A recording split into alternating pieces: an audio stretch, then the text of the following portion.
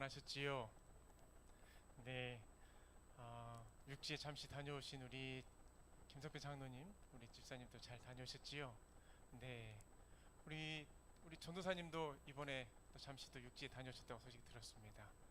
네, 하나님께서 우리의 삶을 주장하여 주시고 지켜주신 그은혜에 정말 감사를 드립니다.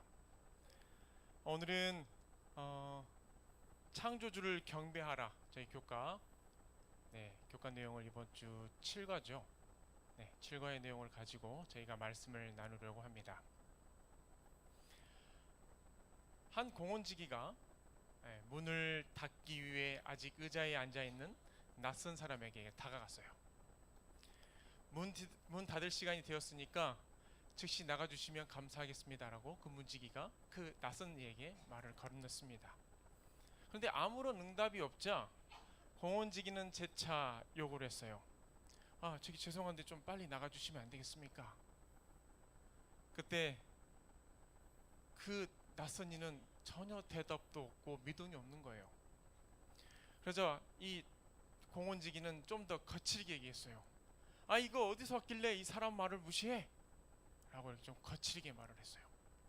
그때 그 낯선 사람이 이렇게 대답을 했습니다. 그것을 저에게 좀 가르쳐 주시오. 나도 내가 어디서 왔는지 그거를 좀 알고 싶소. 인생이 어디서 왔는지를 탐구했으나 깨닫지 못한 사람이 누구였냐면 철학자 쇼팽하우어였습니다. 세상의 지식인들은 나는 누구인가, 나는 어디에서 왔는가, 또 나는 어디로 가는가라는 수많은 질문들을 한다고 합니다. 그리고 그 해답을 찾기 위해서 어떤 사람은 강의를 듣고 또 어떤 사람은 책을 읽습니다. 요즘에는 또 인터넷 시대이기 때문에 네이버 인터넷으로 들어가서 내 인생은 어디로 가야 될지 그 방향을 찾기도 한다고 합니다. 여러분, 그런 곳들을 검색하고 찾지만 그 답이 나올까요? 나오질 않아요. 그 답은 오직 이 세상을 지으신 분께 있기 때문에 이 성경을 떠나서는 그 해답을 찾을 수가 없습니다. 여러분, 창세기 1장 1절은 매우 간결하면서도 명확한 문장으로 지구의 탄생을 설명하고 있습니다. 한글이든 영어든 문장을 구성할 때 제일 중요한 게 있어요. 그게 기본적인 요소가 뭔지 아십니까? 주어가 있어야 되죠. 그 다음에 또 뭐가 있어야 되죠? 동사가 있어야 되죠. 그 다음에 목적어가 있어야 됩니다. 이것을 행위의 주체인 주어, 동작을 나타내는 동사, 그리고 동사를 나타내는 행위의 대상인 목적어가 있어야 문장이 만들어지는 거예요. 영어에서 이런 문장을 제3형식 구조라고 얘기합니다. 예를 들어 이런 문장이 있죠. 나는 당신을 사랑합니다. 전 여러분을 사랑합니다. 나는 당신을 사랑합니다. 영어로 어떻게 되죠? I love you예요. 주어는 뭐죠? I. love는요? 동사죠. I love 하면 이상하잖아요. 그렇죠? 누군가를 사랑해야 되기 때문에 목적어가 필요하겠지요. you가 바로 목적어가 되는 거죠. 하나님의 말씀인 성경 그 첫머리에도 이 인류의 기원을 나타내기에 군더더기 없는 명확한 문장이 제시되어 있습니다. 뭐죠? 태초에 하나님이 천지를 창조하시니라. 이 문장에는 정확한 시간인 정확한 부사 뭐가 나오죠? 태초에가 나옵니다. 그리고 정확한 주어인 하나님이 나옵니다. 또한 정확한 목적어인 하늘과 땅이 나타나요. 그리고 정확한 동사인 창조하시니라가 나타납니다. 태초에 하나님께서 하늘과 땅을 창조하셨다라는 말씀은 저희가 또다시 들어도 사실 놀라운 이야기예요. 어느 분이 그런 얘기를 하셨어요. 여기서 주어, 목적어, 동사, 부사가 있는데 이 중에 하나를 만약에 지워야 된다면 여러분은 무엇을 지우겠습니까? 이 네 가지가 있어요. 부사가 있고 주어가 있고 목적어가 있고 동사가 있습니다. 여러분은 만약에 지워야 된다, 이 문장에서 하나로 지워야 된다면 뭘 지우시겠습니까? 동사를 지우시겠습니까? 동사 지워버리면 문장이 안 만들어져요. 뭐를 지우시겠습니까? 부사. 부사가 지우기 쉽죠. 태초를 지었습니다. 그럼 한번 만들어 보실까요? 하나님이 천지를 창조하시니라. 말씀이 되죠? 아, 맞아요. 그럼 이번에 또 하나를 지울 수 있다면 또 뭐를 지우시겠습니까? 네, 천지, 땅, 하늘과 땅을 목적어를 지워야겠죠. 목적어 지우고 한번 말씀 한번 해보겠습니다. 하나님이 창조하시니라. 말씀이 되나요? 네, 됩니다. 이제 마지막으로 하나를 더 지워야 된다면 무엇을 지우시겠습니까? 창조하시니라. 그러면 한 가지 남았습니다. 뭐죠? 하나님. 하나님이란 이 단어 하나로 모든 게 다 묘사가 됩니까? 시작과 끝인 하나님이시기 때문에 모든 것을 창조하실 수 있는 분이시라는 것을 우리는 분명히 알고 있어요. 즉 하나님이라는 지적 설계자가 이 온 땅을 만드셨다라는 것은 분명한 사실이에요. 그것을 믿으십니까, 여러분? 아멘. 여기서 창조하다라는 단어는요, 언어로 바라라는 언어예요. 이 바라는 무에서 유로 완전히 신적 창조 행위를 가리킵니다. 제가 만약에 이 배를 만들었다고 치겠습니다. 그랬을 때 이 배를 제가 만들었을까요? 제가 만들었다고 분명히 말씀드렸습니다. 근데 제가 이걸 배를 다 만든 걸까요? 이 배를 만들기 위해서는 주물이 필요하겠죠. 철이 또 필요하겠죠. 철은 제가 만들었나요? 아니라는 거죠. 저는 그저 이거를 생각해내고 그냥 이거와 같은 것을 그냥 만들었을 뿐이에요. 근데 철이라는 것은 내가 만든 게 아니에요. 우리가 앉아있는 의자 또한 그렇죠. 우리는 의자를 만들었지 나무를 만들지는 않았어요. 즉 이 무에서 유로 완전히 창조할 때에 이 필요한 단어가 이 바라인데, 이 바라는 바로 신적 창조 행위를 가리킨다는 거예요. 이 단어는 오직 하나님을 주어로 할 때 쓰이는 동사라고 합니다. 하나님이 창조하셨다라고 할 때 표현되는 단어라는 거죠. 하나님께서는 오직 그분의 말씀으로 만사를 지으셨습니다. 여러분, 우리가 천지창조, 이 6일간의 천지창조를 우리 성경 창세기 1장을 볼 때 여러 단어들이 나오는데 그 중에 이르시되라는 단어가 나와요.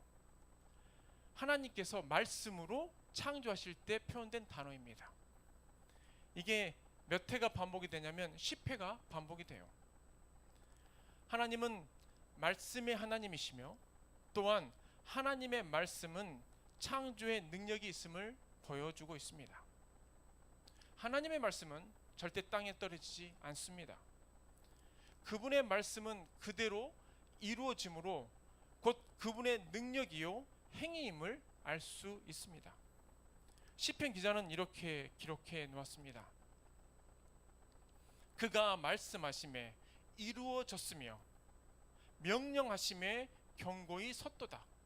히브리서도 이렇게 기록하고 있습니다. 믿음의 모든 세계가 하나님의 말씀으로 지어진 줄을 우리가 아나니라고 표현하고 있습니다. 창조 시부터 말씀으로 역사하신 하나님께서 오늘날 우리에게도 인간을 공고하시는 데 있어서 말씀으로 하고 계심을 여러분 믿으십니까? 기독교는 말씀의 종교입니다. 우리 모두는 언어의 백성들이지요. 이 말씀이라는 언어는 하나님의 마음이며 그분은 말씀을 통하여 그분 자신을 계시하시고 또한 우리가 어떻게 살아야 할 바를 안내해주고 계십니다. 고로 여러분, 말씀으로 이 세상을 창조하신 하나님께서 여러분과 저의 이 죄된 마음 역시 말씀으로 새롭게 창조하실 것임을 여러분 믿으십니까? 다시 한번 우리들의 품성이 말씀에 의하여 재창조되기를 간절히 소망합니다. 이번 주 교과는 창조주를 경배하라라는 주제입니다. 따라서 저는 오늘 여러분께 이 진화론에서 설명할 수 없는 몇 가지 문제들과 창조론을 뒷받침하고 있는 과학적 증거들을 가지고 여러분에게 말씀을 나누고자 합니다.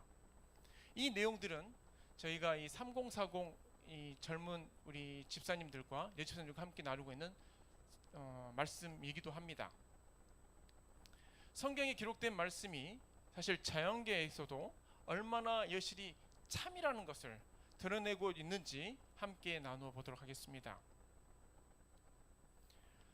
먼저 진화론의 문제점 세 가지를 살펴볼 텐데요. 첫 번째, 진화론이 무엇이죠, 여러분? 진화론은 어떤 생명체에서 점점점 단계별로 바뀌어 가지고 또 다른 생명체가 만들어진 것을 우리는 진화론이라고 얘기합니다. 이 논리에 의하면 무수한 수의 중간 형태의 존재가 있어야 돼요. 우리 지금 이 사진에서 보는 것처럼 박쥐와 쥐를 가지고 조금 예를 들어보도록 하겠습니다. 다수의 진학자들은 쥐가 차차로 변하여서 박쥐가 되었다고 얘기를 해요. 근데 여러분, 진화에는 오랜 시간이 필요합니다. 따라서 진화론자들은 수백만 년 또 수천만 년이란 시간을 두고 진화되었다고 이야기를 해요. 쉽게 말하면 쥐가 새끼를 낳았는데 어느 날 보니까 쥐가 약간의 막 같은 게 생겼다는 거죠. 근데 또 수년이 지나서 또 보니까 이 쥐가 막이 좀 더 크게 생겼다는 거죠. 그리고 나서 박쥐가 되었다라고 그들은 말하고 있는 것입니다. 자, 그렇다면 진화의 기간을 짧게는 100만 년 잡는다고 치면 쥐는 몇십만 단계를 거쳐야지 박쥐가 되는 거예요. 그렇죠? 그러면 진화론이 사실이라면 박쥐의 화석과 이 쥐의 화석, 그리고 중간 단계의 쥐든 박쥐든 그 중간 단계의 화석이 발견이 돼야 되는데 어느 화석이 제일 많이 발견되어야 할까요? 쥐가 많이 발견돼야 될까요? 아니면은 박쥐 화석이 많이 발견돼야 될까요?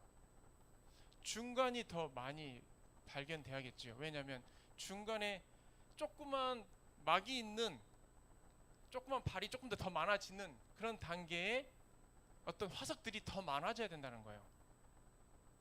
수백만 년 전에 그 중간중간에 몇만 년씩 이렇게 바뀌는 그런 횟수가 있기 때문에 그 안에 있는 것들이 더 많아야 된다는 거죠.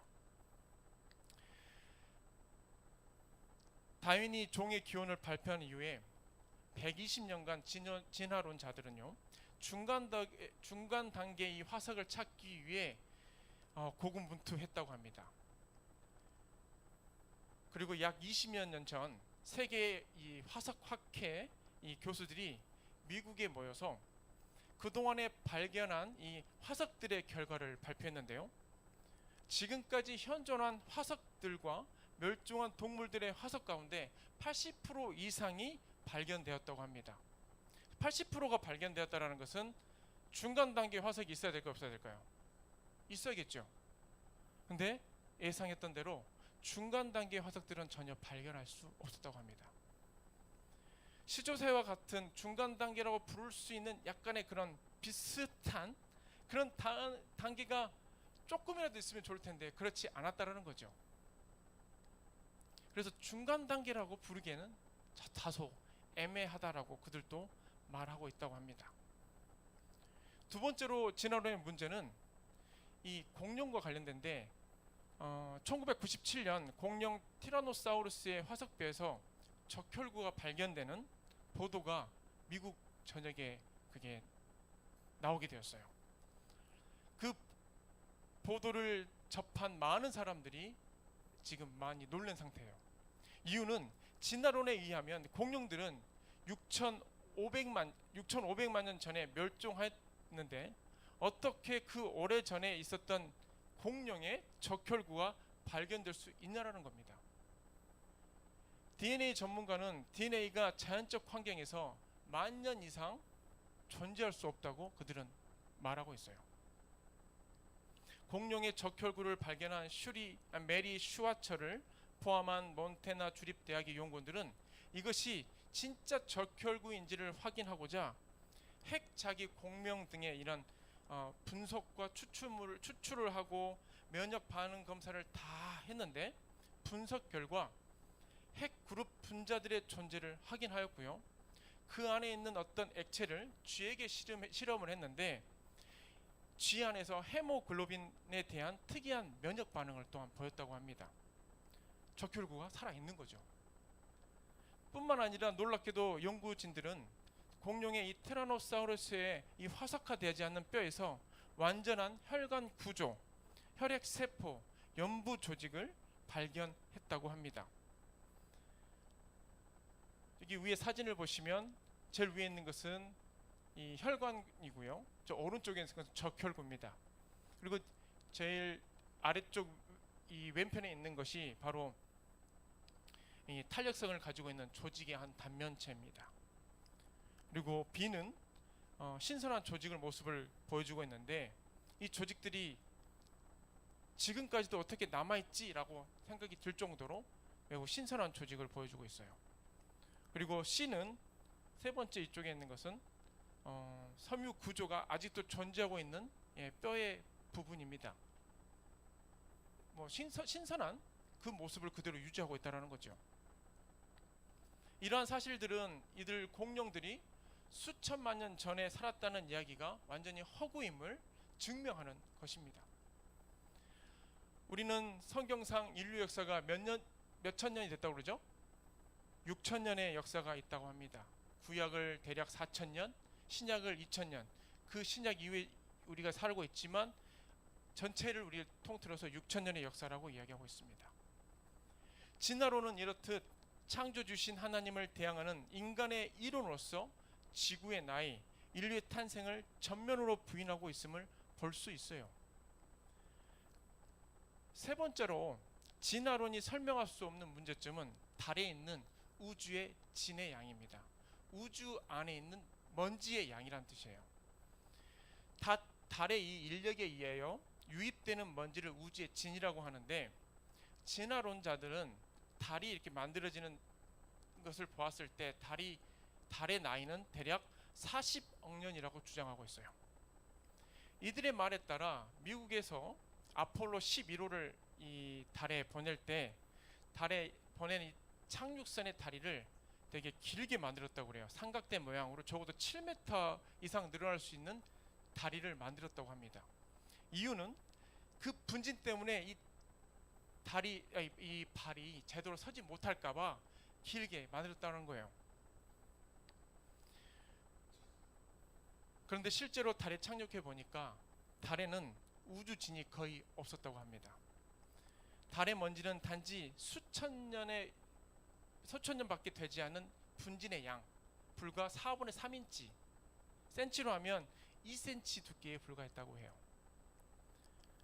이 사실은 무엇을 말하는 걸까요? 달의 나이가 아주 젊다는 거죠. 달은 이 지구와 마찬가지로 6천 년밖에 되지 않았다는 것을 증명하고 있는 것입니다. 이제 창조의 증거 세 가지를 살펴보도록 하겠습니다. 이 생명체의 설계도를 가리켜 우리는 뭐라고 그러냐면 DNA라고 그래요. 이 설계도를 따라 사람이 되기도 하고 또한 동물이 되기도 하고 대장균이 되기도 합니다. 이 사진은요, 바늘의 제일 끝에 있는 그 바늘촉, 그 부분을 확대한 사진이에요. 확대를 해보니까 어때요? 뭔가 묻어있죠. 노란 게 뭐냐면 세균이에요. 우리가 가끔 이렇게 바늘을 이렇게 침으로 이렇게 묻히죠. 세균 들어갑니다. 여러분 묻히지 마시기 바랍니다. 근데 이 작은 세균이 너무나 작기 때문에 눈에 보이지도 않기 때문에 과학자들은 이 세균이 가지고 있는 DNA가 매우 단순하다고 생각을 했어요. 그래서 이 세포의 유전자를 설계도, 즉 파일로 만드는 데 있어서 몇 장이 나올지 풀어서 썼어요. 몇 장이 나왔을 것 같습니까? 몇 장 나왔을 것 같아요? 아주 작은 이 세균인데 이 세균의 유전자 DNA를 분석한 결과 이걸 유전자 설계도라고 하는데 설계도를 몇 장 분량이 나왔을까요? A4 용지로 1000장이 나왔습니다. 유전자를 담고 있는 이 그런 내용들이 1000장 분량인 거예요. 만약 저 중에서 하나라도 제대로 맞지 않으면 돌연변이가 되는 거예요. 그렇다면 세균보다 훨씬 정교하고 섬세한 인간의 세포 한 개에는 어느 정도의 유전자 설계도가 필요할까요? 놀랍게도 인간의 세포 한 개에는요 1만 페이지의 설계도가 쓰여진다고 합니다. 세포 한 개에 1만 페이지요. 즉 백과사전 몇 권이요? 1000권 정도의 페이지가 기록되어 있다는 거예요. 그 세포 하나에. 그러면 인간의 몸의 세포가 약 40조 정도 된다고 합니다. 대략 40조. 정확한 건 하나님만 아십니다. 근데 이 40조 곱하기 100만을 곱하면 어마어마하죠. 감히 셀 수가 없죠. 인간의 유전자 설계도를 다 어떻게 기록할 수가 없습니다. 어떻습니까? 완벽하고도 놀라운 설계도일수록 더 높은 지혜와 능력을 가진 설계자, 즉 지적 창조주가 계신다는 것을 우리가 인정할 수밖에 없다는 것입니다. 두 번째 창조의 증거를 살펴보겠습니다. 이것은 1999년 10월 9일자 사이언스 뉴스라는 잡지 표지 사진이에요. 방울뱀이 이 다람쥐를 피해 도망가는 모습이 담긴 사진입니다.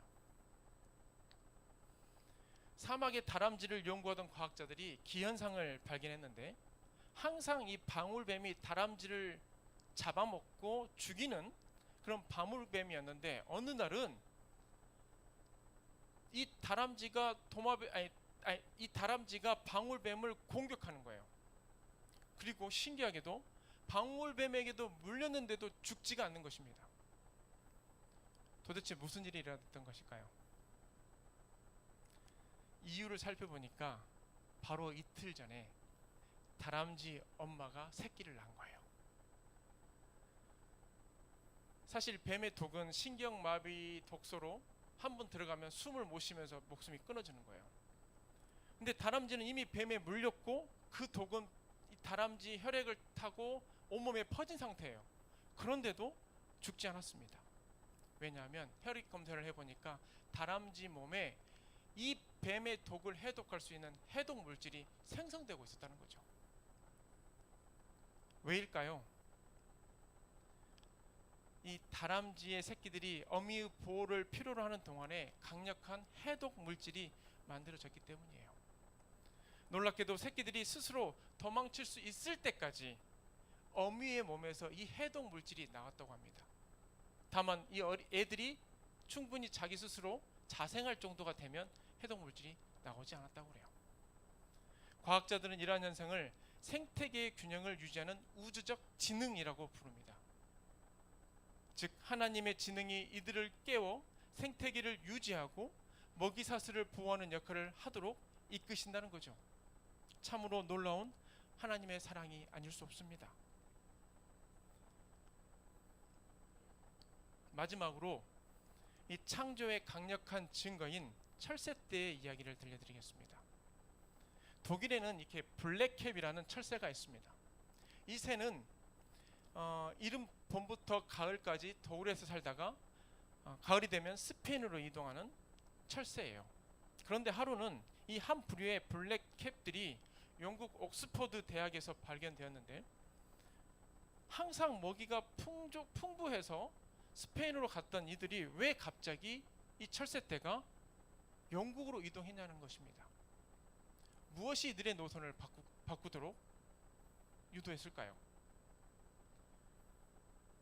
조류학자들이 조사를 시작하자 놀라운 사실을 발견하게 되었습니다.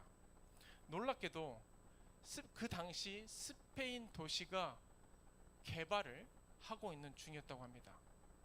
그래서 특수한 먹이가 부족해지는 그 현상을 알게 됐고 새들이 그 먹이가 부족하다는 것을 알고 어디로 간 거예요? 영국으로 간 거예요. 그들이 어떻게 알고 그 스페인에 먹이가 부족하네 하고 영국으로 갔을까요? 플랜카드로 누가 붙여놨을까요? 영국으로 가시오. 아니면 국토부가 지금은 안내 말씀드립니다. 지금은 여기 공사 중이니 저쪽으로 가십시오라고 했을까요? 하나님께서 블랙캡 한 마리 한 마리에게 말씀하셨던 것 같아요. 얘들아, 지금은 스페인으로 날아가 봐야 너희들 먹을 거 하나도 없어. 저기 조금 다른 지역이지만 영국으로 가렴. 그곳에 먹을 것이 있어.